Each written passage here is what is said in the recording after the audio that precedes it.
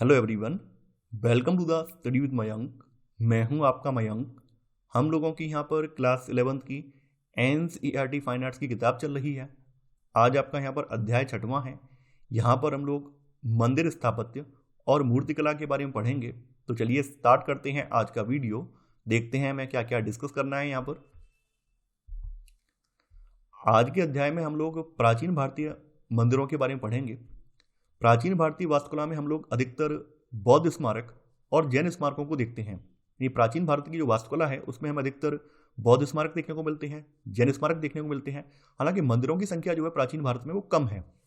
ऐसा माना जाता है कि मंदिरों के जो बनने का जो क्रम है वो बौद्ध स्मारकों जैन स्मारकों के बाद में आता है। यानी मंदिर कब से बनना स्टार्ट हुए इसके बारे में हमारे पास कोई निर्धारित प्रमाण नहीं है, लेकिन मंदिरों के बनने का जो क्रम है हमें गुप्त काल से स्पष्ट रूप से दिखाई देता है। तो अंग्रेजी का जो टेम्पल शब्द है इसका अर्थ मंदिर होता है। तो टेम्पल शब्द का सामान्य अर्थ भारत के भिन्न प्रदेशों के अनुसार देवालय, देवकुल, मंदिर, कोविल, देवल, देवस्थानम, प्रासाद या फिर क्षेत्रम होता है। यानी कहने का मतलब ये कि मंदिर के लिए भारत के भिन्न भिन्न इलाकों में कहीं पर देवालय शब्द यूज होता है, कहीं पर देवकुल, कहीं पर देवल या देवस्थानम, ये भिन्न भिन्न शब्द इस्तेमाल होते हैं। मंदिर को जो है संबंधित देवी देवताओं की मूर्तियों से सजाया जाता था। इसके अलावा मंदिर में एक प्रधान या फिर मुख्य या फिर कह सकते हैं अधिष्ठाता देवता की प्रतिमा होती थी। मंदिर के पूजा ग्रह के 3 प्रकार होते हैं। कौन कौन से 3 प्रकार हैं? पहला प्रकार है संदर किस्म। देखिए, संदर किस्म का जो पूजा ग्रह होता है उसके चारों ओर प्रदक्षिणा पथ होता है। मान लीजिए यहाँ पर मेन मूर्ति रखी हुई है तो इसके चारों ओर क्या है? प्रदक्षिणा पथ है, यानी लोग यहाँ इसकी परिक्रमा कर सकते हैं। निरंतर किस्म क्या होता है? जिसमें कि प्रदक्षिणा पथ नहीं होता है, वो निरंतर किस्म कहलाती है। सर्वतोभद्र का मतलब क्या है? जिसमें सब तरफ से लोग प्रवेश कर सकते हैं, उसे सर्वतोभद्र कहते हैं।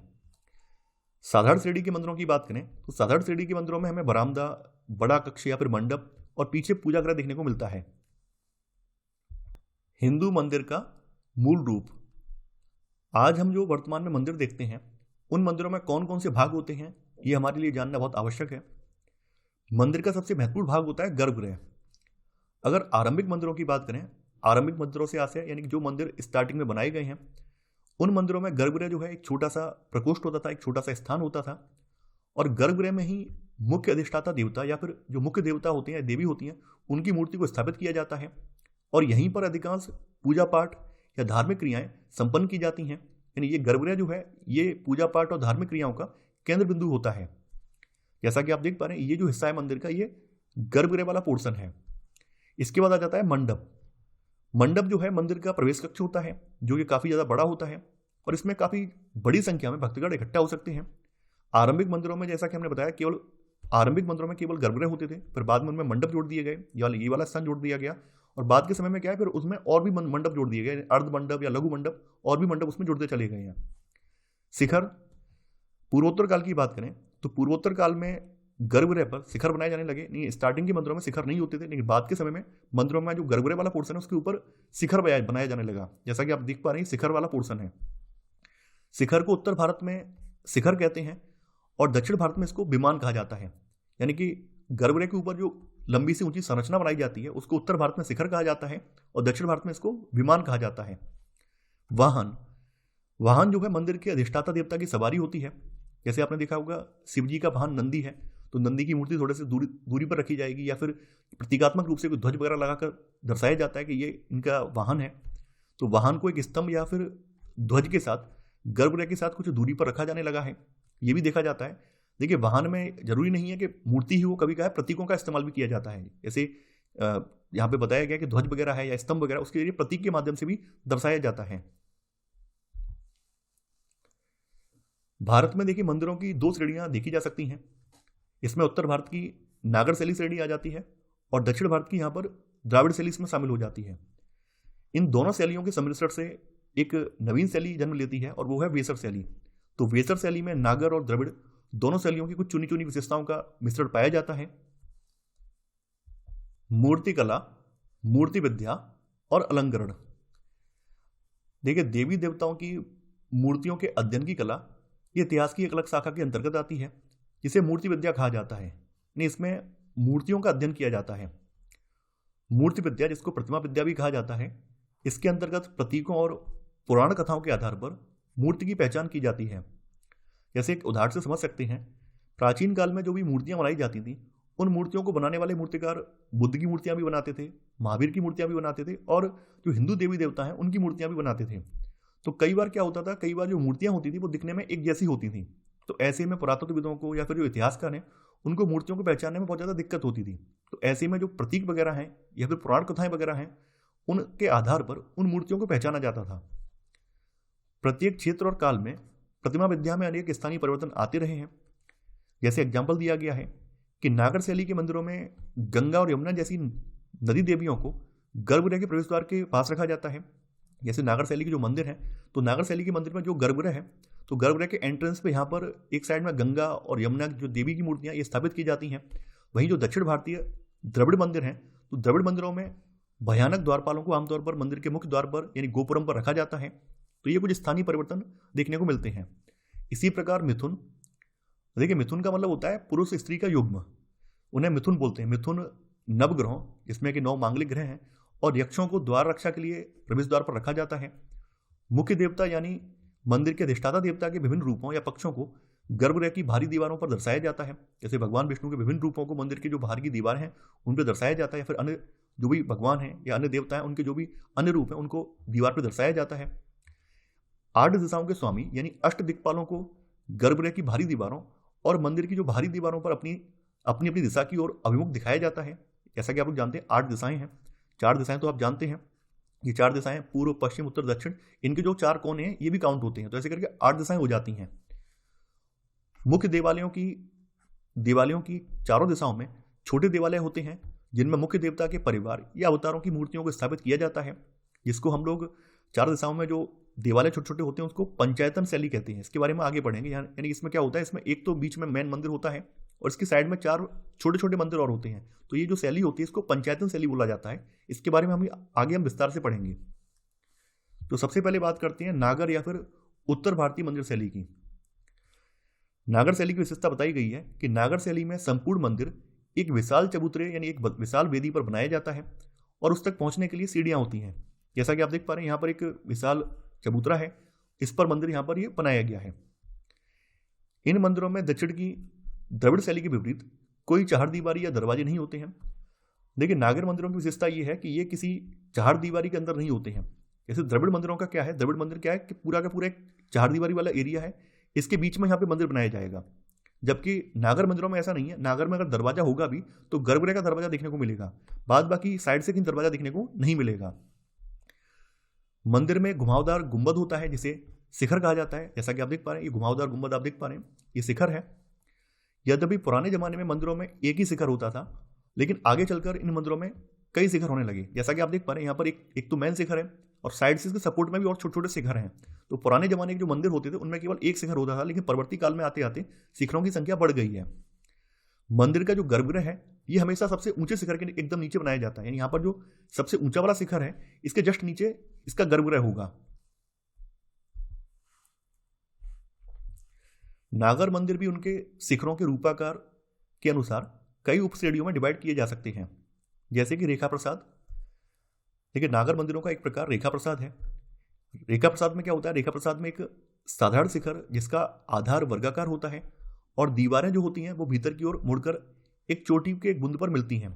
जैसा कि आप देख पा रहे हैं यहाँ पर इसका जो आधार है वर्गाकार है, आधार आप देख पा रहे हैं वर्गाकार है इसका आधार, और जो दीवारें अंदर जाकर एक चोटी के जुग पर मिल जा रही हैं। तो ये जो शैली है इसको रेखा प्रसाद बोला जाता है। इसके बाद आ जाती है फमसाना। देखिए फमसाना किस्म के जो भवन होते हैं ये रेखा प्रसाद की तुलना में अधिक चौड़े और ऊंचाई में कुछ छोटे होते हैं। अधिकतर फमसाना शैली की जो छतें होती हैं वो जो आपका मंडप होता है मंडपों में प्रयुक्त होती हैं। तो फमसाना की छतें भीतर की ओर नहीं मुड़ी होती हैं, बल्कि वो सीधे ऊपर की ओर ढलमा होती हैं, यानी एकदम से ऊपर नहीं उठी हुई हैं, एकदम आप देख पा रहे हैं कॉर्न टाइप नहीं है, बल्कि क्या एक स्तर टाइप ऐसे करके हैं, ऐसे करके एक स्तर तक ऊंची गई है फिर ऐसे करके डाउन होता चला गया है। फमसाना शैली का प्रयोग मंडपों में हुआ है, जबकि मुख्य गर्भगृह एक रेखा प्रसाद में देखा गया है। यानी कि अधिकतर मंदिरों में आप देखेंगे जो फमसाना शैली है उसका इस्तेमाल मंडपों को बनाने में हुआ है, वहीं जो रेखा प्रसाद शैली है उसका इस्तेमाल जो है गर्भगृह को बनाने में हुआ है। एक और शैली है वल्लवी।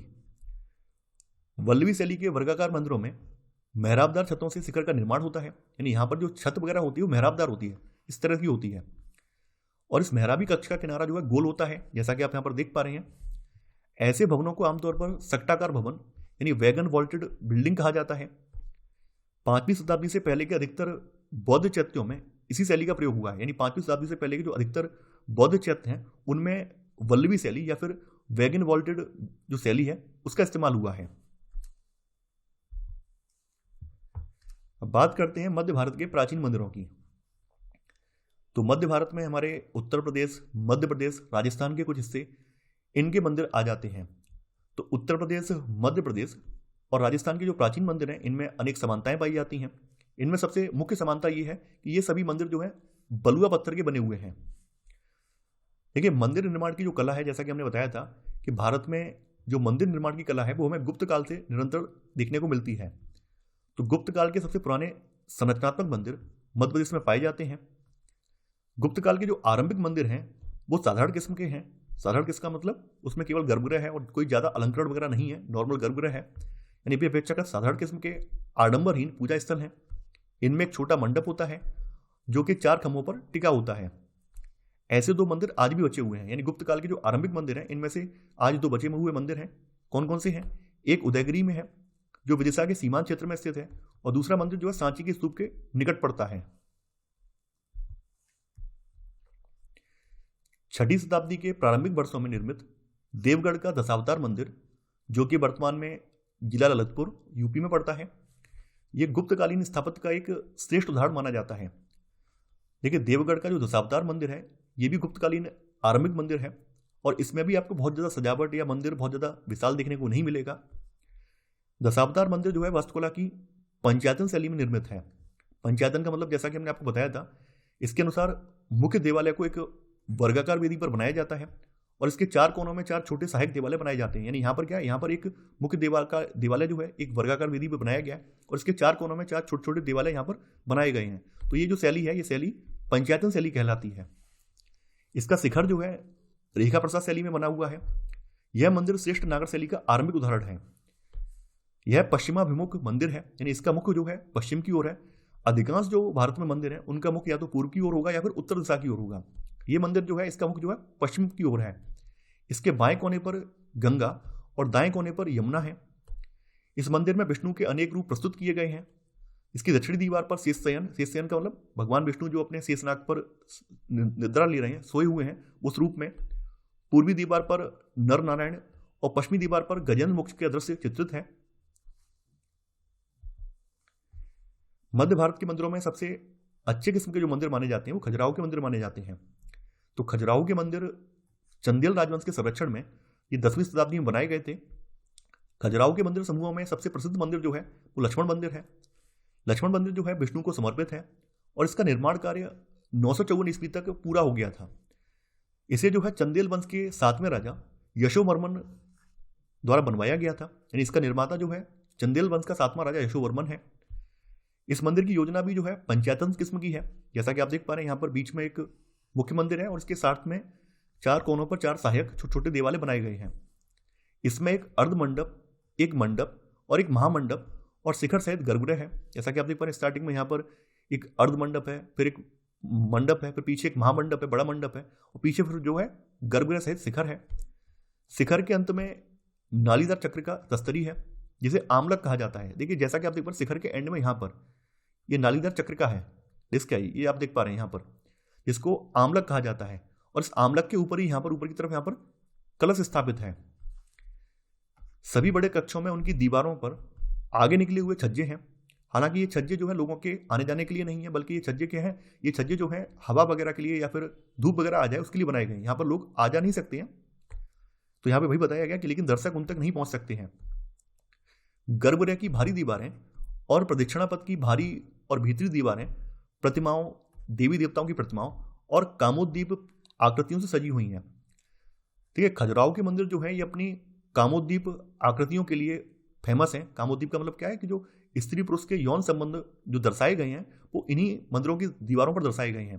तो ये जो मंदिर है खजुराहो समूह के मंदिर, वो कामोद्दीप आकृतियों के लिए काफी ज्यादा फेमस हैं। खजुराहो मंदिरों में सबसे प्रसिद्ध मंदिर कंदरिया महादेव मंदिर माना जाता है। इसका निर्माण 999 ईस्वी में चंदेल वंश के राजा धंगदेव द्वारा किया गया था। यह मध्य प्रदेश के छतरपुर जिले में स्थित है। इस विशाल मंदिर के स्थापत्य और मूर्तिकला में मध्यकालीन भारतीय मंदिर निर्माण के वे सभी लक्षण विद्यमान हैं जिनके लिए मध्य भारत की स्थापत्य कला की श्रेष्ठता जानी जाती है। ऐसा माना जाता है कंदरिया महादेव मंदिर जो है ये उत्तर भारतीय वास्तुकला का चरम उत्कर्ष मंदिर है। यानी कहने का मतलब यह कि यहाँ पर हमें उत्तर भारतीय वास्तुकला की चरम उत्कर्ष की अभिव्यक्ति देखने को मिलती है। यहाँ पर मंदिर के पार्ट बताए गए हैं, कौन कौन से मंदिर के यहाँ पे पार्ट हैं, सबके नाम लिखे हुए हैं। जैसा कि आप देख पा रहे हैं, ये जो हिस्सा है इसको अर्ध मंडप कहा जाता है। अर्ध के बाद फिर मंडप आ जाता है, मंडप के बाद फिर महामंडप बनाया गया है। फिर उसके बाद आप देख पा रहे हैं यहाँ पे थोड़ा सा अंतराल गैप रखा गया है, ठीक है। फिर इधर यहाँ पर आप देख पा रहे हैं गर्भगृह, और गर्भगृह के ऊपर शिखर है। नीचे की तरफ आप देखेंगे यहाँ पर अधिष्ठान यानी बेस प्लेटफॉर्म को अधिष्ठान बोला जाता है, और इसके ऊपर जो मंदिर बना हुआ है इस एरिया को जगती बोला जाता है। नीचे वाला जो है नीचे इसको बेस बोलते हैं, बेस या फिर अधिष्ठान बोला जाता है, और इसके ऊपर जो हिस्सा देख रहे हैं इसको जगती बोलते हैं यानी प्लेटफॉर्म बोलते हैं। यहाँ पर आप देख पा रहे नीचे साइड से जो आप हिस्सा देख रहे हैं ये यहाँ पर ये जो यहाँ पर ग्रीन निशान है ये प्रदक्षिणा पथ है। अंदर यहाँ पे गर्भगृह है और गर्भगृह के ऊपर शिखर बनाया गया है। शिखर के ऊपर यहाँ पर आप देख पा रहे हैं ये वाला हिस्सा जो है आमलक वाला हिस्सा है, और सबसे ऊपर यहाँ पर आप कलश देख पा रहे हैं। तो यहाँ पर पूरा लिखा हुआ है, आर्किटेक्चर बताया गया है खजुराहो मंदिर का।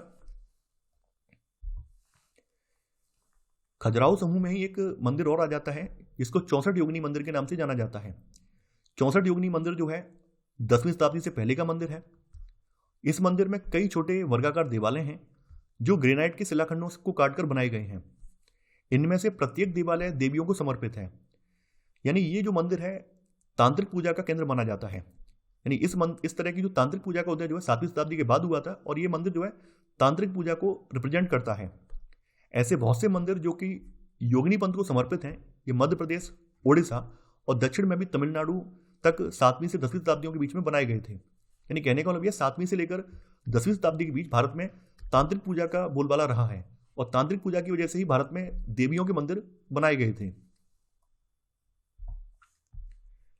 अब यहां पर खजुराहो मंदिरों की विशेषताएं बताई गई हैं।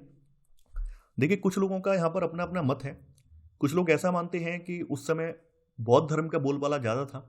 अधिकांश भारत की जो जनता थी, भारत के जो शासक थे वो बौद्ध धर्म में जा चुके थे, तो उनका ध्यान बौद्ध धर्म से हिंदू धर्म में लाने के लिए इस तरह के मंदिर बनवाए गए ताकि लोग फिर से अपना जो ध्यान है अपने जीवन में लगा सकें, काम वासना में लगा सकें। तो उनका ध्यान आकर्षित करने के लिए इन मंदिरों का निर्माण करवाया गया। ऐसे लोगों के विचार हैं। कुछ लोग ऐसा मानते हैं कि हिंदू धर्म में जैसा माना गया कि 4 सत्य होते हैं, धर्म, अर्थ, काम, मोक्ष, तो उसी के आधार पर बनाए गए थे। सबके अपने अपने यहाँ पे विचार हैं। अब हमें नहीं पता कि कौन सा विचार सही है, लेकिन जो जो विचार किताबों में दिए गए हैं वो हमने आपको यहाँ पर बताए गए हैं। तो खजुराहो के मंदिर अपनी कामोद्दीप और श्रृंगार प्रधान प्रतिमाओं के लिए बहुत ज़्यादा प्रसिद्ध हैं। यानी यहाँ पर जो आध्यात्मिक अभिव्यक्ति के साथ साथ यहाँ पर जो श्रृंगार प्रधान अभिव्यक्ति है वो भी देखने को हमें मिलती है। अनेक हिंदू मंदिरों में आलिंगनबद्ध, आलिंगन का मतलब चिपके हुए या फिर चुम्बन करते हुए मिथुन। देखिए मिथुन शब्द जो है स्त्री और पुरुष के युग्म को कहते हैं। यानी कि मिथुन का अर्थ है संयोजन, या फिर जो संभोग वाली जो मुद्रा होती है उसको मिथुन मुद्रा बोलते हैं। तो मिथुन का अर्थ ही है कि स्त्री और पुरुष का युग्म। इसको शुभ मानकर उसकी मूर्तियां स्थापित यहाँ पर की हुई हैं। देखिए मिथुन प्रतिमाओं को मंदिर के प्रवेश द्वार पर अथवा किसी भारी दीवार पर रखा जाता था। यानी यहाँ पर जो मिथुन या फिर जो सेक्सुअल जो प्रतिमाएं आप देख पा रहे हैं, ये इस तरह की जो प्रतिमाएं हैं ये मंदिर के अंदर गर्भगृह में नहीं है, बल्कि या तो बाहर की साइड में है, यानी कि मंदिर का जो बाहर का हिस्सा है, बाहरी दीवार है, या फिर मंदिर का जो प्रवेश द्वार है वहां पर हमें देखने को मिलती हैं। ऐसी प्रतिमाएं अक्सर मंडप और मुख्य देवालय के बीच की जो दीवारें हैं उन पर बनाई जाती थी। यहाँ पर ये चीज बताई गई है। आगे यहाँ पर ये भी स्पष्ट कर दिया गया है कि मंदिर की जो मेन दीवार है, असली दीवार है, इस पर हमें बहुत कम कामुक प्रतिमाएं देखने को मिलती हैं, लेकिन अधिकांश ऐसी प्रतिमाएं जो हैं, जो इसकी कुर्सी है, फाउंडेशन है, उस पर हमें देखने को मिलती हैं। खजुराहो की प्रतिमाओं की यहाँ पर और विशेषता बताई गई है कि खजुराहो की जो प्रतिमाएं हैं अपने पूरे उभार के साथ हैं। यानी यहाँ पर जो भी यहाँ पर फलक है उस फलक का जो है गहराई तक उत्कीर्णन किया गया है। तो यहाँ पर हमें प्रतिमाएं पूरे उभार के साथ देखने को मिलती हैं। ये आसपास के पत्थर से काटकर बनाई गई हैं। इनकी नाक तीखी है, ठुड्डी बड़ी हुई है, आंखें लंबी हैं और मोड़ें मुड़ी हुई हैं। जैसा कि आप देख पा रहे हैं आंखें यहाँ पर आंखें जो लंबी दिखाई गई हैं, और जो मोड़ हैं, मोड़ का मतलब इनके हाथ पैर यहाँ पर मुड़े हुए दिखाए गए हैं।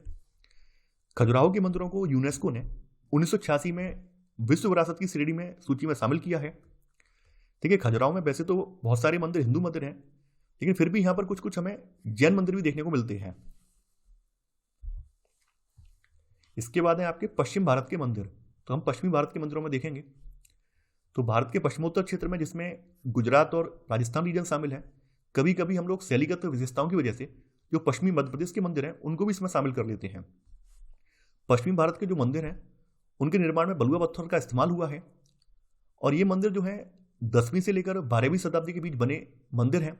इन मंदिरों की जो मूर्तियां हैं वो धूसर या स्लेटी से लेकर काले या फिर बेसाल्ट की बनी पाई जाती हैं, यानी कि मंदिरों को बनाने के लिए बलुआ पत्थर का इस्तेमाल हुआ है। वहीं जो मंदिरों की जो मूर्तियां हैं जो कि 10वीं से लेकर 12वीं शताब्दी के बीच में बनी हैं, तो ये मूर्तियां धूसर या फिर बेसाल्ट जो काला पत्थर है उसकी सहायता से बनाई गई हैं। मुलायम चिकने सफेद संगमरमर का उपयोग 10वीं से लेकर 12वीं शताब्दी के माउंट आबू और रणकपुर राजस्थान के जैन मंदिरों में देखने को मिलता है, जिनके बारे में हम लोग आगे विस्तार से पढ़ेंगे। मोढेरा का सूर्य मंदिर, मोढेरा जो है गुजरात में पड़ता है। मोढेरा का सूर्य मंदिर जो है 11वीं शताब्दी के आरंभिक काल की रचना है। इसे जो है सोलंकी राजवंश के राजा भीमदेव प्रथम ने 1026 ईस्वी में बनवाया था। सूर्य मंदिर में सामने की ओर एक अत्यंत विशाल वर्गाकार जलाशय है जिसे सूर्यकुंड कहा जाता है। जलाशय के भीतर की सीढ़ियों के बीच हमें 108 छोटे छोटे देवस्थान देखने को मिलते हैं। जैसा कि आप देख पा रहे हैं, यहाँ पर एक विशाल जलाशय है और जलाशय के भीतर की सीढ़ियों में हमें 108 छोटे छोटे देवस्थान, यानी कि यहाँ पर आप देख पा रहे हैं इनके बीच में, इन सीढ़ियों के बीच बीच में यहाँ पर इन स्थानों पर यहाँ पर हमें छोटे छोटे देवस्थान भी देखने को मिलते हैं। यहाँ की विशेषता ये बताई गई है कि इस काल तक आते आते, क्योंकि ये मंदिर जो है आरंभिक 11वीं शताब्दी में बना है, तो इस काल तक आते आते जल निकाय जो है ये अनेक मंदिरों के हिस्सा बन चुके थे।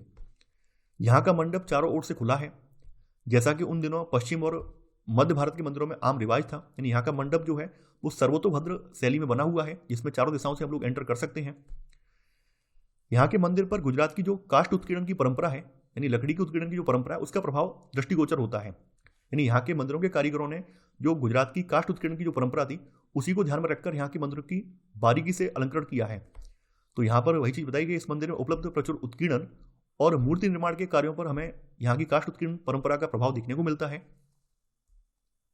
किंतु केंद्रीय छोटे दिवाले की दीवारों पर कोई उत्कीर्णन नहीं किया गया है और यहाँ की दीवारें सादी छोड़ दी गई हैं। चूंकि मोढेरा के सूर्य मंदिर का जो मुख है वो पूर्वाभिमुख है, यानी इसका मुख पूर्व की ओर है, इसलिए हर वर्ष विषुव के समय, देखिए विषुव वह दिन होता है जिस समय दिन और रात बराबर होते हैं, तो विषुव की घटना 21 मार्च और 23 सितंबर को घटित होती है। तो विषुव के समय सूर्य सीधे केंद्रीय दिवाले पर चमकता है। पूर्वी भारत के मंदिर, पूर्वी भारत के मंदिरों में पूर्वोत्तर क्षेत्र, बंगाल और उड़ीसा प्रांत के मंदिर शामिल हैं।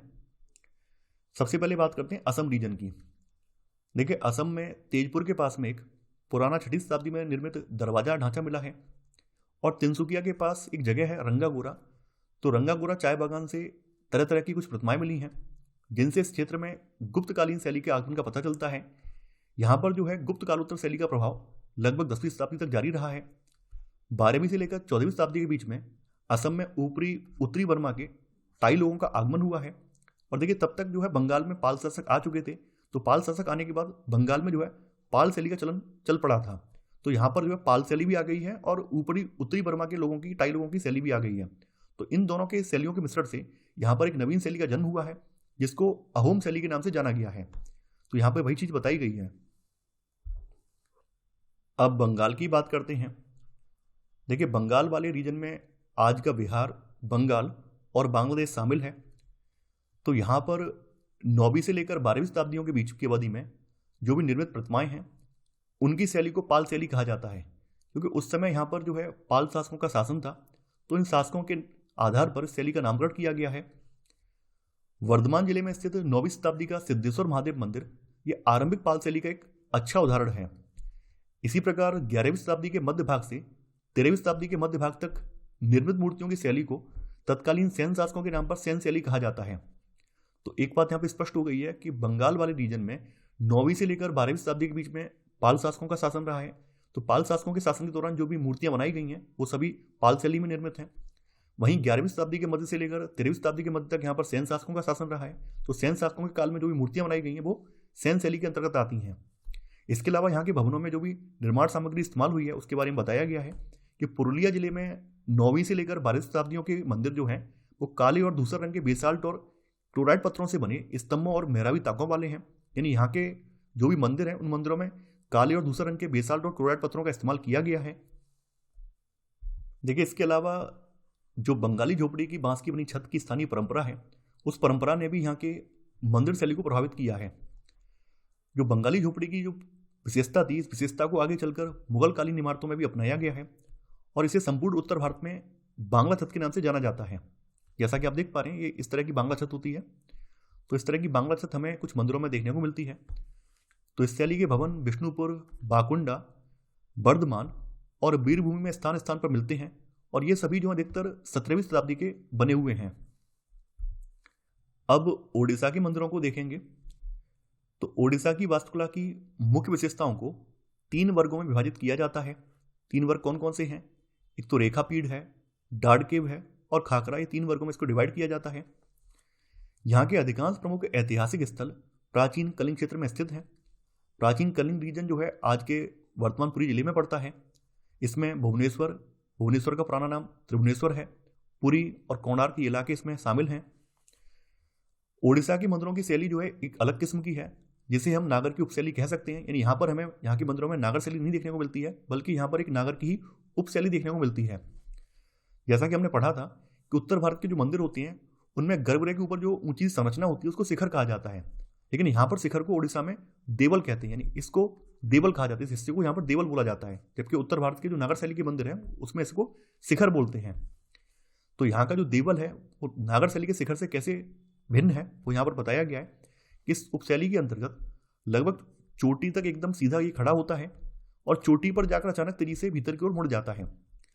अगर उत्तर भारत के जो नागर शैली के मंदिर हैं उनसे इसको कंपेयर करें तो आप ये पाएंगे उत्तर भारत के नागर शैली के जो मंदिर होते हैं कुछ इस तरह से होते हैं। उनका शिखर इस तरह से कॉर्न के रूप में ऊपर जाता है और एकदम ऊपर की तरफ तीखा होकर मुड़ जाता है, जबकि यहाँ पर ऐसा नहीं है। यहाँ पर शिखर एकदम सीधा लंबा खड़ा हुआ है और बाद में एकदम अंदर जाकर ये आप देख पा रहे हैं अचानक तेजी से भीतर की ओर मुड़ गया है। इन मंदिरों में देवालों से पहले सामान्य रूप से मंडप होते हैं, जिन्हें ओडिशा में जगमोहन कहा जाता है। यानी यहाँ पर शिखर को देवल और मंडप को जगमोहन कहा जाता है। ये बात आपको ध्यान रखनी है। मुख्य मंदिर की भू योजना हमेशा लगभग वर्गाकार होती है। मंदिर का बाहरी भाग अत्यंत उत्कीर्णित होता है, जबकि मंदिर का जो भीतरी भाग है आमतौर पर खाली होता है। ओडिशा के मंदिरों में आमतौर पर 4 दीवारी होती है। जैसा कि हमने आपको पहले बताया था कि नागर शैली के मंदिरों में 4 दीवारी नहीं होती है, क्योंकि ओडिशा के जो मंदिर हैं वो पूरी तरह से नागर शैली के नहीं है। तो इसी वजह से यहाँ के मंदिरों में 4 दीवारी हमें देखने को मिलती है। तो ओडिशा का सबसे फेमस मंदिर जो है वो सूर्य मंदिर कोणार्क है। कोणार्क का सूर्य मंदिर बंगाल की खाड़ी के तट पर स्थित है और यह मंदिर जो है लगभग 1240 ईस्वी के आसपास बनाया गया था। देखिए, सूर्य मंदिर का शिखर जो है लगभग 70 मीटर ऊंचा था। चूंकि इसका शिखर जो था वो काफ़ी ज़्यादा ऊंचा, काफ़ी ज़्यादा भारी भरकम था, लेकिन इसकी जो नींव थी वो बहुत ज़्यादा मजबूत नहीं थी। तो इसकी जो नींव है वो इसके शिखर का भार नहीं सह सकी है। इस वजह से यह शिखर जो है 19वीं सदी में धराशायी हो गया है। अब इसमें केवल यहाँ पर जगमोहन ही बचा है। यानी यहाँ पर केवल और केवल नृत्य मंडप ही में देखने को मिलता है और यह मंडप जो है हिंदू वास्तुकला में सबसे बड़ा घिरा हुआ अहाता माना जाता है। जैसा कि आप यहाँ पर देख पा रहे हैं, ये यहाँ का केवल नृत्य मंडप यानी जगमोहन ही यहाँ पे बचा हुआ है और इसमें भी अब एंट्रेंस नहीं होती। यहाँ की एंट्रेंस बंद कर दी गई है। सूर्य मंदिर की बात करें तो सूर्य मंदिर जो है एक ऊंचे आधार पर, एक ऊंची वेदी पर बनाया गया है। जैसा कि आप देख पा रहे हैं, ऊंचा आधार इस पर बना हुआ है और इस वेदी की जो दीवारें हैं ये व्यापक रूप से अलंकारिक उत्कीर्णन से ढकी हुई हैं। इस वेदी में बड़े बड़े पहियों के बारह जोड़े हैं। पहियों में आरे और नाभिकेंद्र हैं जो सूर्य देव की पौराणिक कथा का स्मरण कराते हैं, जिसके अनुसार सूर्य जो है 7 घोड़ों के द्वारा खींचे जा रहे थे और रथ पर सवार थे। तो इसी वजह से इसको जो है रथ मंदिर भी कहा जाता है, क्योंकि यहाँ की वेदी पर बड़े बड़े पहियों के बारह जोड़े बने हुए हैं जो कि प्रतीकात्मक रूप से ये दर्शाते हैं कि सूर्य जो है, सूर्य भगवान 7 घोड़ों के द्वारा खींचे जा रहे रथ पर सवार हैं। मंदिर की जो दक्षिणी दीवार है, मंदिर की दक्षिणी दीवार पर सूर्य की एक विशाल प्रतिमा है जो कि हरे पत्थर की बनी हुई है। ऐसा माना जाता है कि पहले के समय में यहाँ पर 3 आकृतियां हुआ करती थी जो कि अलग अलग दिशाओं में थी और सभी के पत्थर जो थे अलग अलग थे। चौथी दीवार पर मंदिर के भीतर जाने का दरवाजा बना हुआ है जहां से सूर्य की वास्तविक किरणें इसके गर्भगृह में प्रवेश करती थी। अब इसके बाद हैं पहाड़ी क्षेत्र के मंदिर। देखिए, पहाड़ी क्षेत्रों में कुमाऊं, गढ़वाल, हिमाचल और कश्मीर की पहाड़ियों की जो वास्तुकला है ये सभी इसमें शामिल है। तो सबसे पहले बात करते हैं कश्मीर से। चूंकि कश्मीर जो था वो गंधार रीजन के पास में पड़ता था, गंधार कला के जो प्रमुख स्थल हैं उनके पास में पड़ता था, तो इसी वजह से यहाँ की शैली पर गांधार कला का प्रभाव पड़ा है। तो गांधार कला के प्रमुख स्थल यहाँ के पास में कौन कौन से थे? तक्षशिला था, पेशावर था, और जो पश्चिमोत्तर सीमा प्रांत था ये सभी कश्मीर के पास थे। इसी वजह से यहाँ की जो शैली है उसका प्रभाव कश्मीर की कला पे पड़ा है। गुप्तकालीन और गुप्तोत्तरकालीन परंपराएं भी सारनाथ और मथुरा से गुजरात और बंगाल के केंद्रों से यहाँ तक पहुंची हैं। यानी यहाँ पर न केवल गांधार शैली का प्रभाव पड़ा है बल्कि यहाँ पर गुप्तोत्तरकालीन जो परंपराएं हैं वो भी यहाँ पर पहुंची हैं। अब ये परंपराएं पहुंची कैसे, बताया गया कि यहाँ के जो ब्राह्मण, पंडित और जो बौद्ध भिक्षुक हैं ये मैदानी क्षेत्र के जो धार्मिक केंद्र हैं जैसे कि बनारस, नालंदा हुआ, दक्षिण में कांचीपुरम हुआ, यहाँ तक यात्रा करते थे। तो फलस्वरूप यहाँ पर हिंदू और बौद्ध परंपराएं दोनों ही परंपराएं यहाँ पर आके मिल गई हैं। पहाड़ी क्षेत्रों के मंदिरों की विशेषता बताई गई है कि पहाड़ी क्षेत्रों में गर्भगृह और शिखर तो रेखा प्रसाद शैली में बने होते हैं, जबकि मंडप जो है काष्ठ वास्तु के एक पुराने रूप में होता है। देखिए पहाड़ों में अधिकतर जो घर वगैरह बनाए जाते हैं वो लकड़ी से बनाए जाते हैं, तो यहाँ पर मंडप को बनाने के लिए लकड़ी का इस्तेमाल किया जाता है। कभी कभी मंदिर स्वयं पैगोडा या स्तूप की सूरत ले लेता है, यानी बौद्ध मंदिर को पैगोडा या स्तूप कहा जाता है। तो कभी कभी मंदिर जो है क्योंकि यहाँ पर बुद्धिस्ट का प्रभाव भी रहा है, बुद्धिस्ट शैली का प्रभाव भी यहाँ पर देखा जाता है, तो इसी वजह से यहाँ पर कभी कोई मंदिर जो है वो पैगोडा या फिर स्तूप की सूरत भी ले लेते हैं। कश्मीर में कारकोट काल, कश्मीर में जो है कारकोट राजवंश का शासन 8वीं से लेकर 9वीं शताब्दी के बीच में रहा है। तो कश्मीर में कारकोट काल में निर्मित पंडितान मंदिर ये वास्तुकला की दृष्टि से बहुत महत्वपूर्ण है। जैसा कि आप यहाँ पर देख पा रहे, पंडितान मंदिर है जो कि कारकोट काल में बना हुआ मंदिर है। पंडितान का मंदिर जलाशय के बीच में बनी हुई एक वेदी पर निर्मित है। आप देख पा रहे हैं यहाँ पे जलाशय के बीच में वेदी बनी हुई है जिसके बीच में स्थित है, और यह मंदिर एक हिंदू देवस्थान है और संभवतः भगवान शिव को समर्पित है। चूंकि कश्मीर में बर्फबारी वगैरह बहुत ज़्यादा होती है इसलिए यहाँ के भवनों की छत ढालदार बनाई जाती है ताकि बर्फ वगैरह पड़े तो उन पर रुके ना, बर्फ जो नीचे ढलकर नीचे की तरफ गिर जाए। तो कश्मीर की बर्फीली परिस्थितियों की वजह से भवनों की छत चोटीदार और उसका ढाल बाहर की ओर बनाया जाता है। इस मंदिर की अगर बात करें तो पंडितान मंदिर जो है बहुत ही कम अलंकृत है। हाथियों की कतार का बना हुआ आधार तल और द्वार पर बने अलंकरण ही इस मंदिर की सजावट है, यानी इसमें सजावट बहुत कम की गई है। केवल हाथियों की कतार बना एक आधार तल देखने को मिलता है और हल्की सी सजावट इसके द्वार पर हमें देखने को मिलती है। अब हिमाचल प्रदेश की बात करते हैं तो हिमाचल प्रदेश की मंदिर वास्तुकला में स्थानीय परंपराओं के साथ साथ गुप्तोत्तर काल की जो वास्तुकला की परंपरा है इन दोनों का सम्मिश्रण दिखाई देता है। यहाँ का सबसे फेमस मंदिर लक्षणा देवी मंदिर है और यह मंदिर राजा मेरुवर्मन के शासनकाल में 7वीं शताब्दी में बनाया गया था। इस मंदिर में स्थापित महिषासुर मर्दिनी और नरसिंह की प्रतिमाओं में गुप्तोत्तरकालीन परंपरा का प्रभाव दृष्टिगोचर होता है। देखिए यहाँ की प्रतिमाओं में जो कश्मीर की धातु परंपरा है उसका भी प्रभाव दृष्टिगोचर होता है। तो प्रतिमाओं का पीलापन संभवतः जस्ते और तांबे की मिश्रण की वजह से है, और उस समय उन दिनों कश्मीर में इन दोनों धातुओं के मिश्रण से मूर्तियां बनाने का प्रचलन था। तो ऐसा माना जाता है कि कश्मीर की जो मूर्तिकारी की परंपरा है उसका प्रभाव यहाँ तक पहुंचा है। इसी वजह से यहाँ की जो मूर्तियां हैं वो हल्का पीलापन लिए हुए हैं। कुमाऊं की बात करते हैं। कुमाऊं रीजन उत्तराखंड में पड़ता है। तो कुमाऊं के मंदिरों में 2 मंदिर विशेष रूप से उल्लेखनीय हैं। एक तो अल्मोड़ा के पास जगेश्वर में और दूसरा पिथौरागढ़ के पास चंपावत में। अब इसके बाद है द्राविड़ या दक्षिण भारतीय मंदिर शैली, जो कि काफ़ी ज़्यादा इंपॉर्टेंट है। देखिए जैसा कि हमने आपको बताया था कि नागर शैली के जो मंदिर हैं वो आमतौर पर एक ऊंची वेदी पर या ऊंची कुर्सी पर बनाए जाते हैं और मंदिर में जाने के लिए सीढ़ियाँ होती हैं, जबकि यहाँ के मंदिर जो है ऊंची वेदी पर नहीं बनाए जाते हैं। नागर शैली के विपरीत द्रविड़ मंदिर चारों ओर एक 4 दीवारी से घिरे होते हैं, जबकि उत्तर भारतीय मंदिरों में 4 दीवारी नहीं पाई जाती है।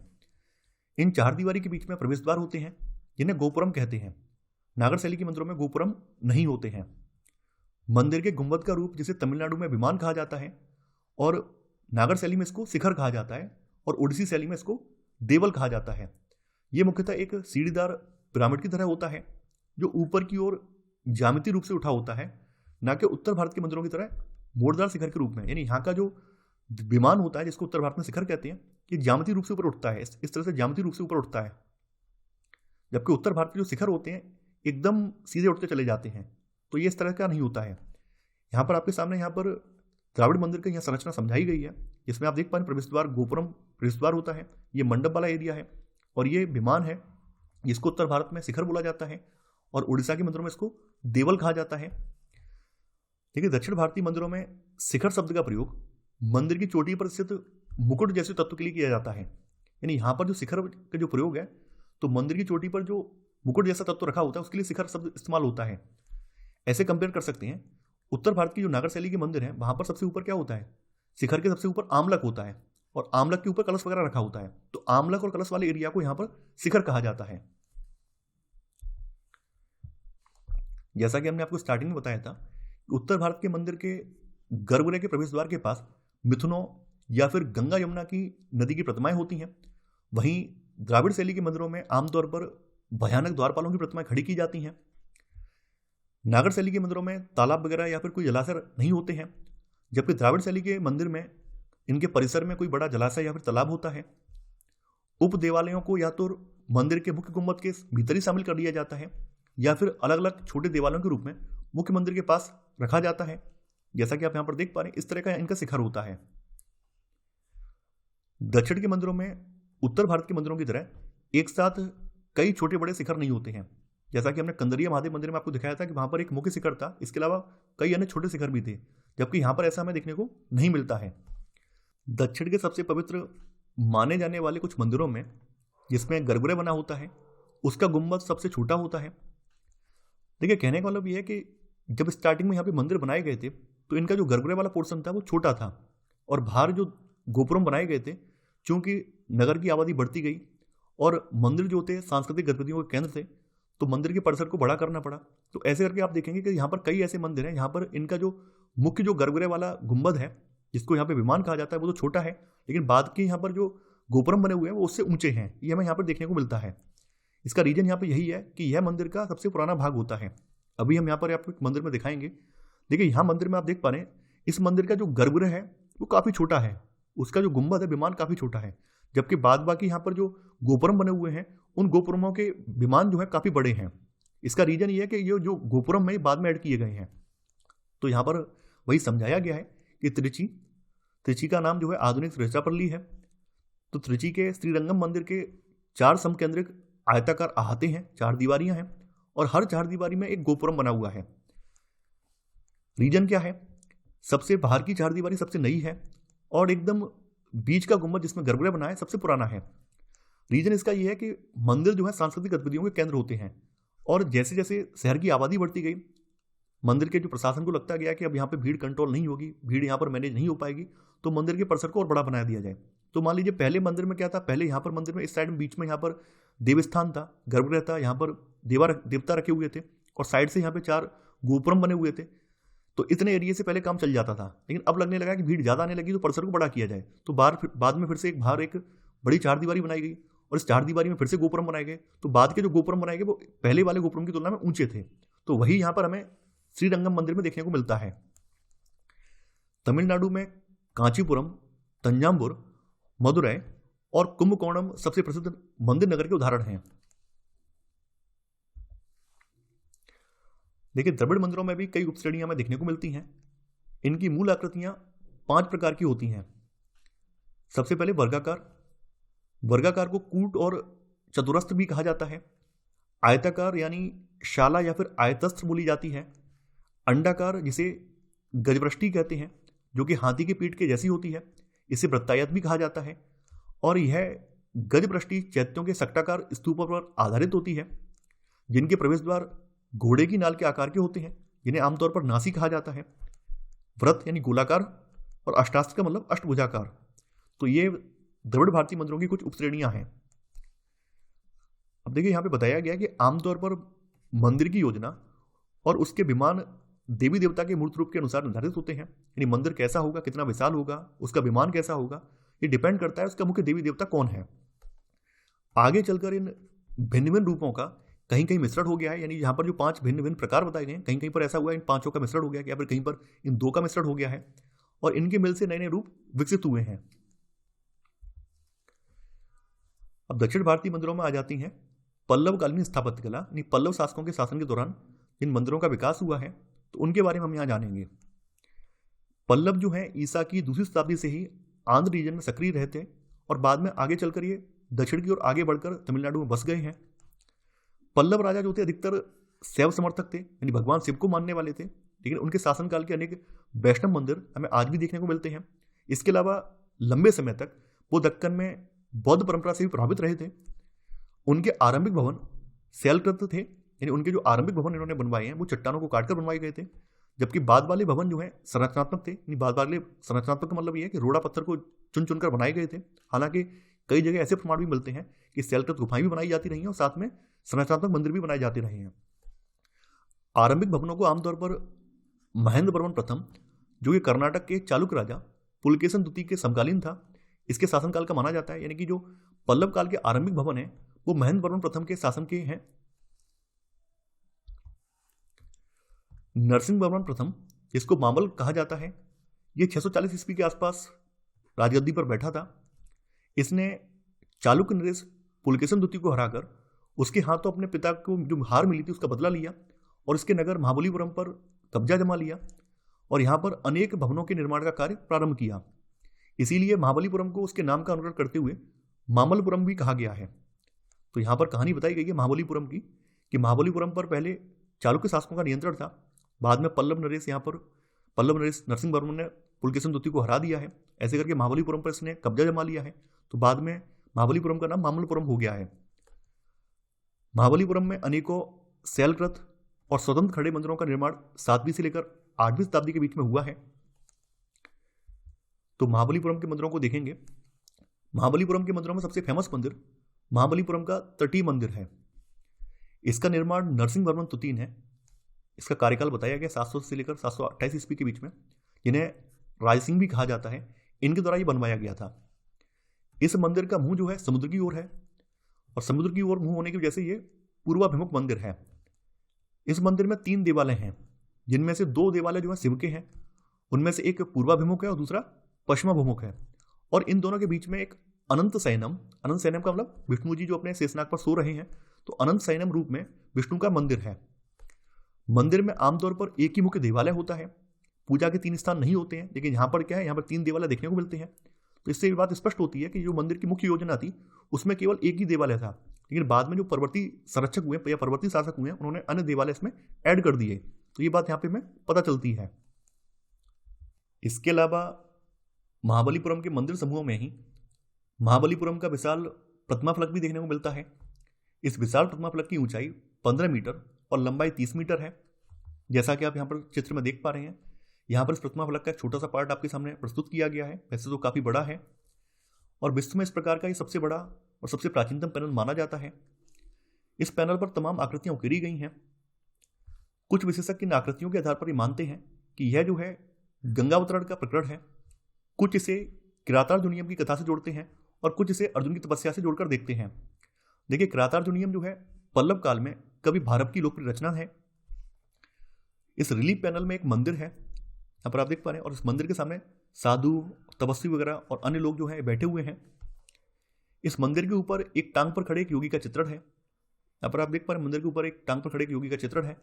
कुछ लोग ऐसे मानते हैं कि ये भागीरथ हैं, ये भागीरथ जी गंगा जी को धरती पर लेकर आए थे, उसका चित्रण कर रहा है। कुछ लोग ऐसा मानते हैं ये अर्जुन है, अर्जुन तपस्या कर रहे हैं, अर्जुन ने भगवान शिव के अस्त्र को पाने के लिए तपस्या की थी। कुछ लोग अर्जुन के प्रसंग से इसको जोड़कर देखते हैं। यहाँ की जो सभी आकृतियां हैं, सभी चित्रित आकृतियां काफी ज्यादा कमनीय हैं, एकदम सजीव और गतिमान टाइप की दिखती हैं। अब है तंजावुर का शिव मंदिर।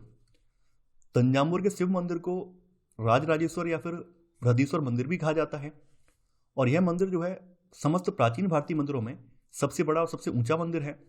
इसका निर्माण कार्य 1009 ईस्वी के आसपास राजराज चोल के द्वारा पूरा कराया गया था।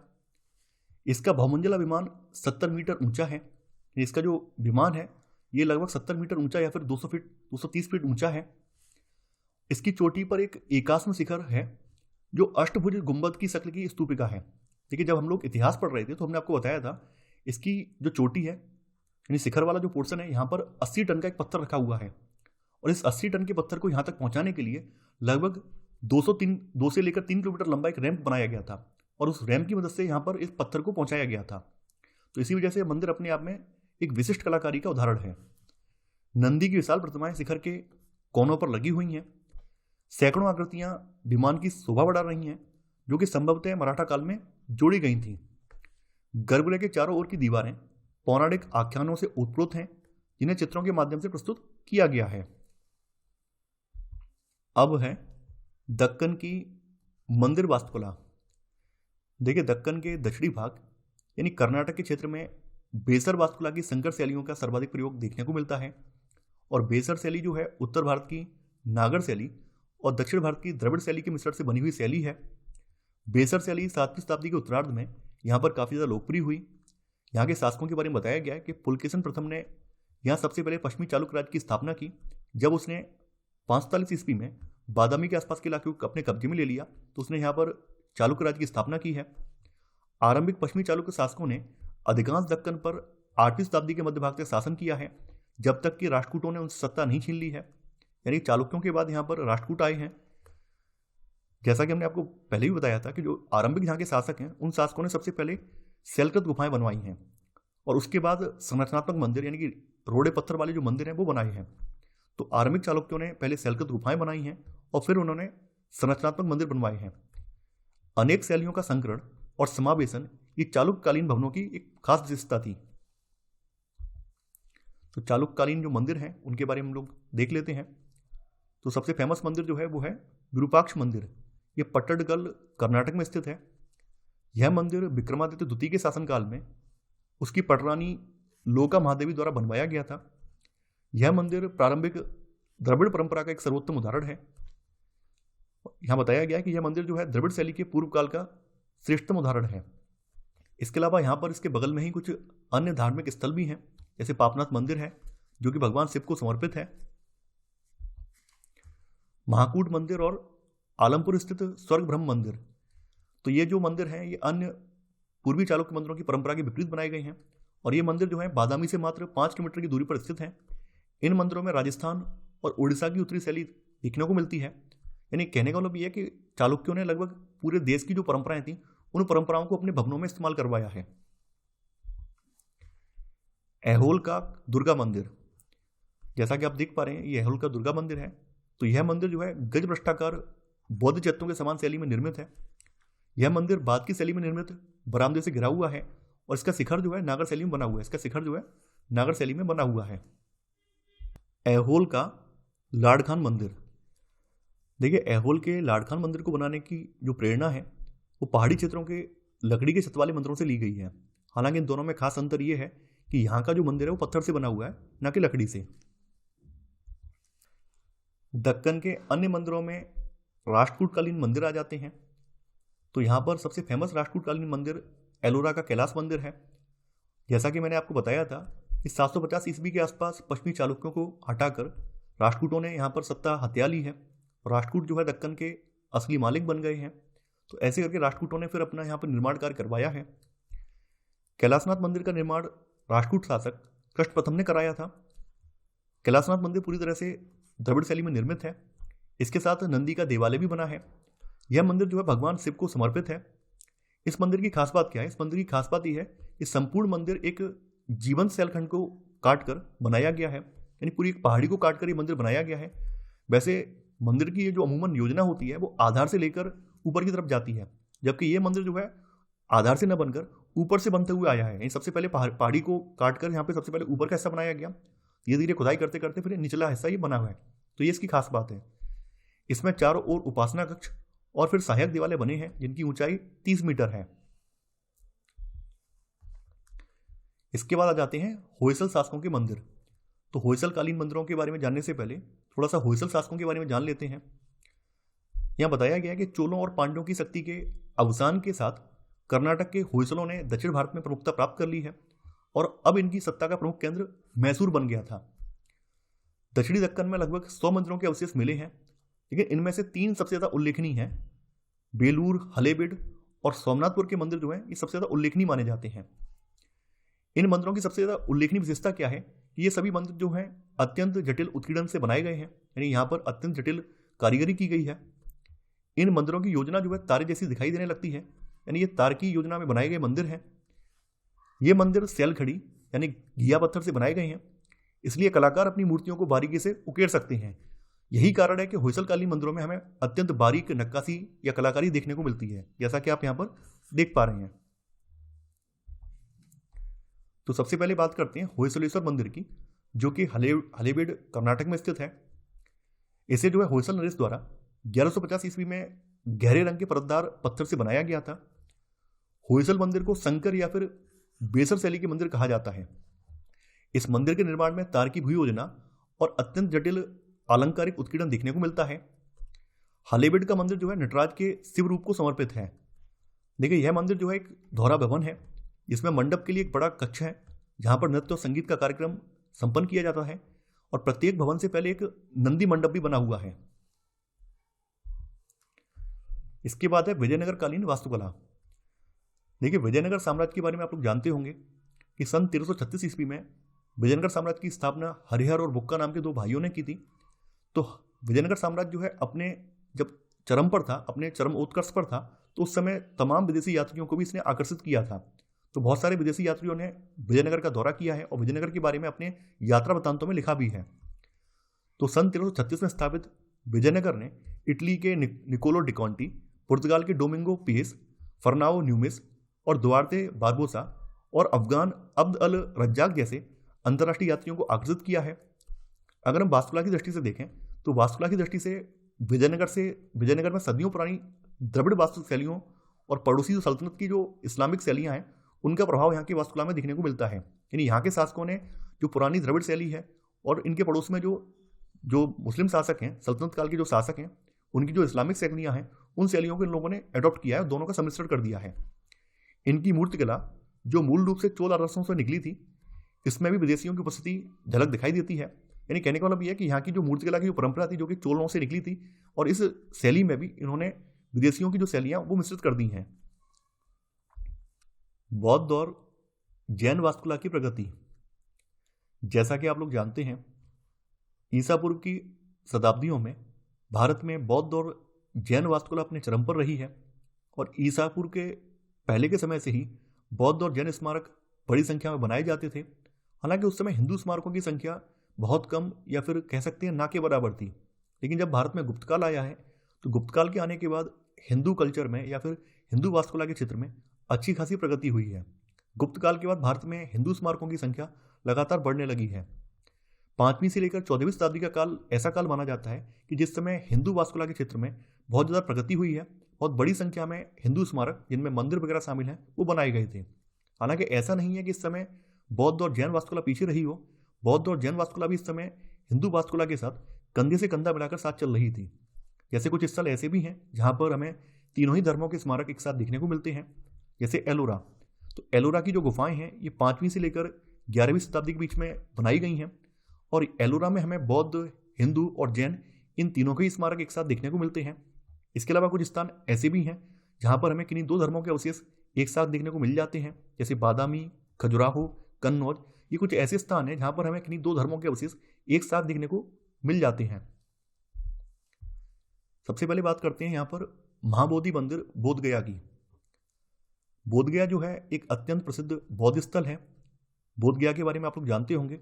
यहाँ के बोध वृक्ष की छाया में सिद्धार्थ ने यानी गौतम बुद्ध ने बुद्धत्व प्राप्त किया था। यानी कि सिद्धार्थ को यहीं पर ज्ञान की प्राप्ति हुई थी, और इसी उपलक्ष्य में सम्राट अशोक ने यहाँ पर एक देवालय बनाया था। यानी बोध वृक्ष के नीचे सबसे पहले जो देवालय बना था उसके निर्माता सम्राट अशोक थे। उस देवालय के चारों ओर जो वेदिका बनी हुई है यानी रेलिंग बनी हुई है वह मौर्य काल के बाद लगभग 100 ईसा पूर्व में बनाई गई है। मंदिर के भीतर बहुत से आलों दीवालों में जो प्रतिमाएं स्थापित हैं वे पाल राजाओं के शासनकाल में 8वीं शताब्दी में बनाई गई थी। यानी कहने का मतलब यह है कि महाबोधि मंदिर का निर्माण किसी एक कालखंड में नहीं हुआ है बल्कि भिन्न भिन्न कालखंडों में हुआ है। लेकिन आज जो आप महाबोधि मंदिर जिस रूप में देख रहे हैं वो महाबोधि मंदिर औपनिवेशिक काल में यानी अंग्रेजों के शासन में अपने 7वीं शताब्दी के पुराने रूप में बनाया गया था। यानी कहने का मतलब यह है कि जो आज जो आप वर्तमान में महाबोधि मंदिर आप देख रहे हैं ये महाबोधि मंदिर जो है अंग्रेजों के शासनकाल के दौरान 7वीं शताब्दी की वास्तुकला में ये फिर से बनाया गया था। मंदिर के रूपांकन की बात करें तो मंदिर का रूपांकन असामान्य किस्म का है।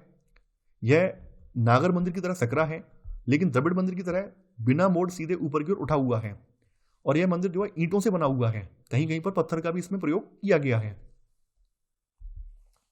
इसके बाद है नालंदा विश्वविद्यालय।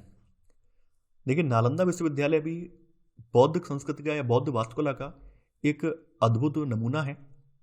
नालंदा का मठी विश्वविद्यालय एक महाविहार है। यानी ये विश्वविद्यालय होने के साथ साथ महाविहार भी है, क्योंकि यहाँ पर बड़ी संख्या में सन्यासी और छात्र रहते भी थे। यह विभिन्न आकारों के अनेक मठों का संकुल है। यहाँ पर विभिन्न आकारों के अनेक मठ बने हुए हैं। नालंदा के बारे में अधिकांश जानकारी चीनी यात्री वैनसांग के अभिलेखों पर आधारित है। वैनसांग के अभिलेखों में कहा गया है कि एक मठ की नींव कुमारगुप्त प्रथम द्वारा 5वीं शताब्दी में डाली गई थी। कुछ लोग ऐसा मानते हैं कि जो नालंदा विश्वविद्यालय है इसकी स्थापना सम्राट अशोक के टाइम पर की गई है, लेकिन वास्तविक बात यह है कि इसकी स्थापना गुप्त वंश के शासक कुमारगुप्त के शासन में इसकी स्थापना की गई थी। नालंदा में बौद्ध धर्म के सभी तीनों संप्रदाय, थेरवाद, महायान और वज्रयान, इनके सिद्धांत यहाँ पढ़ाए जाते थे।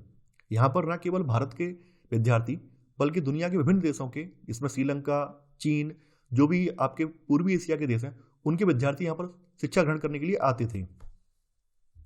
नालंदा शैली, जैसा कि हम लोग जानते हैं, नालंदा विश्वविद्यालय में दुनिया भर के विद्यार्थी पढ़ने के लिए आते थे। इसके अलावा दुनिया भर के आगंतुक या फिर जो विदेशी यात्री हैं वो घूमने भी आते थे। तो वो लोग जब नालंदा आते थे तो नालंदा से वो लोग बुद्ध से जुड़ी हुई जो स्मृतियां हैं, बुद्ध के प्रतीक वगैरह हैं, बुद्ध की मूर्तियां वगैरह, ये सब अपने साथ ले जाते थे। तो इसी वजह से यहाँ के व्यापार में मूर्ति वगैरह का प्रचलन बहुत ज़्यादा था। मूर्ति वगैरह या फिर बुद्ध से जुड़ी हुई जो प्रतीक वगैरह जो बनाने की कला है उसका प्रचलन बहुत ज़्यादा था। तो नालंदा की गजकारी, पत्थर तथा कांस्य मूर्ति बनाने की कला ये सारनाथ की गुप्तकालीन बौद्ध कला से विकसित हुई है और उसी पर पूरी तरह से निर्भर रही। यानी कहने का मतलब यह है कि नालंदा जो शैली है वो पूरी तरह से सारनाथ की जो गुप्तकालीन बौद्ध कला है उसी से विकसित हुई है और उसी पर निर्भर रही है। 9वीं शताब्दी तक आते आते सारनाथ की गुप्त शैली और बिहार की स्थानीय परंपरा तथा मध्य भारत की परंपरा के संगम से एक नई शैली का यहाँ पर आविर्भाव हुआ। इसे मूर्तिकला की नालंदा शैली कहा जाता है। नालंदा शैली की जो मूर्तियां हैं उनकी विशेषताएं क्या क्या हैं बताई गई हैं कि यहाँ पर जो प्रतिमाएं हैं, प्रतिमाओं के जो आख्यान फलक हैं उनमें कहीं भीड़भाड़ नहीं दिखाई देती है। प्रतिमाएं जो है आमतौर पर उभार में समतल सपाट नहीं है लेकिन त्रिआयामी रूपों में बनाई गई हैं। प्रतिमाओं के पीछे की जो पटिया है वो काफ़ी ज़्यादा विस्तृत होती है और अलंकारी सुकोमल और बारीक होते हैं। यहाँ पर जो अलंकारी की जाती है वो काफ़ी ज़्यादा सुकोमल है, काफ़ी ज़्यादा बारीक अलंकारी की जाती है। इसके अलावा नालंदा में कांस्य मूर्तियाँ भी बनाई जाती थी। नालंदा की कांस्य मूर्तियों का काल 7वीं और 8वीं शताब्दी से लेकर लगभग 12वीं शताब्दी तक का है। खास करके कांस्य मूर्ति कला का यहाँ पे विकास पाल शासकों के काल में हुआ। यानी यहाँ पर पाल राजाओं के शासनकाल में जो बनी धातु की प्रतिमाएं हैं उनका काफ़ी बड़ा भाग है। कांस्य प्रतिमाएं भी प्रारंभ में सारनाथ और मथुरा की गुप्त परंपराओं पर अत्यधिक निर्भर थीं। यानी यहाँ पर जो कांस्य मूर्तियाँ बनाई गई हैं वो मथुरा की और सारनाथ की जो मूर्ति बनाने की परंपरा है, गुप्तकालीन परंपरा, उसी पर निर्भर रही है ये। नालंदा की प्रतिमाएं प्रारंभ से महायान संप्रदाय के बौद्ध देवी देवताओं का प्रतिरूपण करती थीं। जैसा कि हमने आपको पहले ही बताया था कि बुद्ध को मानव रूप जो है महायान संप्रदाय ने ही प्रदान किया है, महायान शाखा ने ही बुद्ध को मानव रूप प्रदान किया है। उससे पहले बुद्ध की पूजा प्रतीकों के रूप में होती थी, मूर्ति के रूप में नहीं होती थी। तो नालंदा की जो प्रतिमाएं हैं प्रारंभ से महायान संप्रदाय के बौद्ध देवी देवताओं का प्रतिरूपण करती थी, जैसे कि खड़े बुद्ध, बोधिसत्व इत्यादि। ये सब प्रतिमाएं यहाँ पर बड़ी संख्या में बनाई जाती थी। 11वीं और 12वीं शताब्दियों के दौरान जब नालंदा एक महत्वपूर्ण तांत्रिक केंद्र के रूप में उभर आया तब इन मूर्तियों में वज्रयान संप्रदाय के देवी देवताओं जैसे वज्रसारदा, खसरपड़, अवलोकितेश्वर आदि का बोलबाला हो गया। देखिए, जैसा कि आप लोग जानते हैं कि बौद्ध धर्म में कई सारी शाखाएं हैं, हीनयान, महायान, फिर वज्रयान आ जाती है। तो वज्रयान जो है बौद्ध धर्म की सबसे कह सकते हैं बिगड़ी हुई शाखा है। इसको तांत्रिक शाखा भी कहा जाता है। तो तांत्रिक शाखा के अंतर्गत यहाँ पर देवी की जो मूर्तियां हैं उनको बनाने का चलन काफ़ी ज़्यादा चल पड़ा था। तो देवी की मूर्तियों में वज्रसारदा, खसरपण, अवलोकितेश्वर, इनकी मूर्तियां यहाँ पर बड़ी संख्या में बनाई जाती नहीं हैं। इसके अलावा बुद्ध की मुकुटधारी प्रतिमाओं का प्रतिरूपण 12वीं शताब्दी के बाद ही शुरू हुआ है। यानी यहाँ पर बुद्ध की मुकुटधारी प्रतिमाएं भी बनाई गई हैं जो कि 12वीं शताब्दी के बाद बनाई गई हैं। यहाँ पर केवल बुद्ध की प्रतिमाएं नहीं बनाई गई बल्कि यहाँ पर ब्राह्मणिक प्रतिमाएं भी बनाई गई हैं। अनेक ब्राह्मणिक प्रतिमाएं जो सारनाथ शैली के अनुरूप नहीं थी वे भी नालंदा से मिली हैं। इसके बाद आ जाती है ओडिसी शैली। तो ओडिसी शैली जैसा कि नाम से स्पष्ट हो रहा है, ये ओडिशा के आसपास के जो एरिया हैं तो वहाँ पर ये शैली विकसित हुई है, तो इसे ओडिसी शैली कहा गया है। और ओडिसी शैली जो है हिंदू और बौद्ध दोनों ही शैलियों का सम्मिश्रण है। ओडिसी शैली के प्रारंभिक स्थलों के बारे में बताया गया है कि छत्तीसगढ़ में स्थित सिरपुर आरंभिक प्राचीन ओडिसी शैली 550 से लेकर 800 ईस्वी का ये स्थल था जहाँ पर हिंदू और बौद्ध दोनों प्रकार के देवालय बने थे।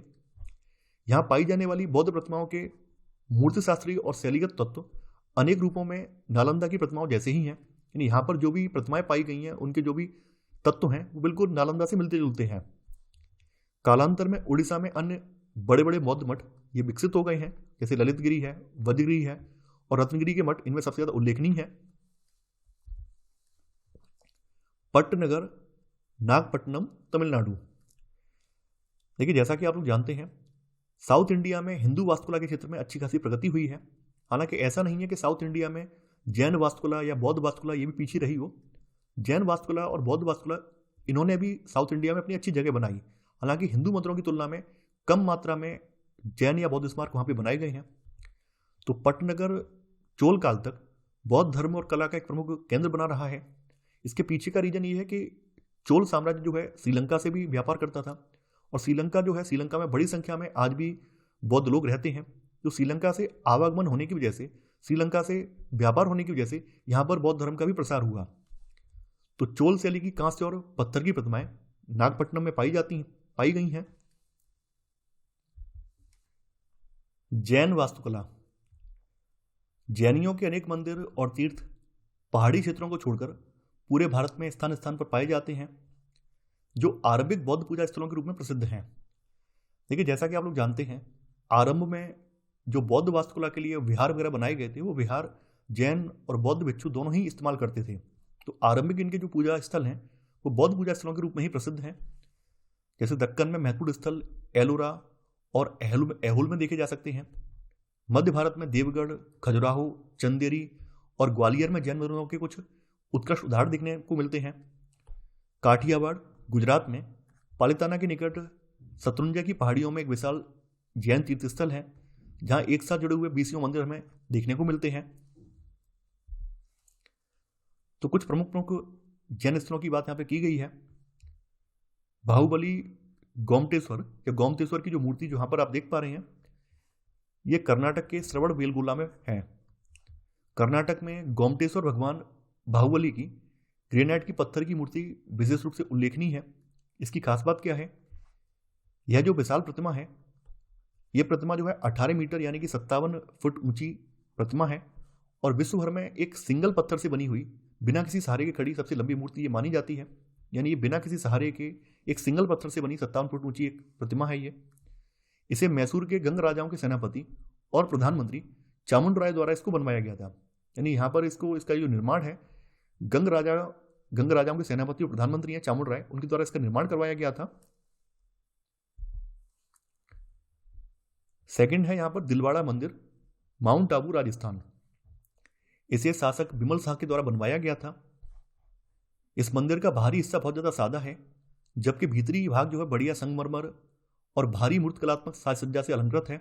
यहाँ पर गहरी कटाई बेलबूटों जैसी प्रतीत होती है। यानी कहने का मतलब यह है कि इसका जो भारी भाग है उस पर अलंकरण बहुत कम है, या फिर कह सकते हैं बिल्कुल है ही नहीं, लेकिन अंदरूनी भाग पर अलंकरण बहुत ज्यादा किया गया है। तो ये था हमारा आज का वीडियो। आई होप आपको आज का वीडियो पसंद आया होगा। आप लोग इस वीडियो को लाइक और शेयर करना बिल्कुल मत भूलिए। और एक बात मैं फिर से आपको स्पष्ट कर दे रहा हूँ कि अब आपको नोट्स बनाने की आवश्यकता नहीं है। आप हमारे टेलीग्राम चैनल पर जाकर सीधा सीधा नोट्स परचेज भी कर सकते हैं या फिर क्लास नोट्स की पीडीएफ प्राप्त कर सकते हैं। इसके अलावा इस अध्याय से संबंधित जो अभ्यास प्रश्नों वाला वीडियो है वो आप अवश्य देखिए। तो आशा करता हूँ कि आपको ये सीरीज पसंद आ रही होगी। आज के लिए बस इतना ही। Thanks for watching. जय हिंद।